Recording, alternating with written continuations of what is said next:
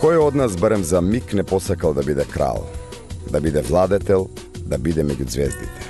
Моќно, многу моќно било чувството 4000 години наназад да бидете дел од магијата и мистиката на оваа света планина, каде и камењата имаат душа.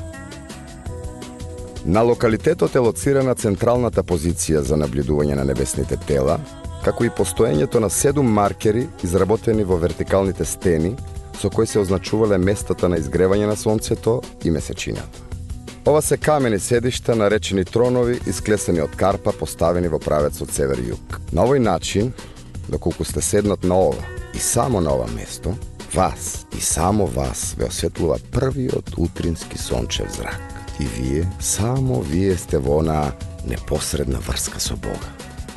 Во 2005 година, НАСА го стави Кокино на 4-то место на листата со најстари и најважни астрономски обсерватории во светот. Првите наоди биле добиени во 2001 година, кога е откриена населба од бронзениот период. Населба која според својот изглед и димензии се разликувала од слични вакви археолошки населби. Уште на самиот почеток, нешто со ова парче земја не му давало мир на откривачот.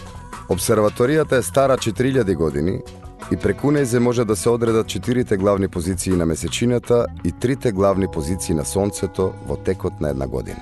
Ова е света планина и секое приближување кон неа буди чувство на почит.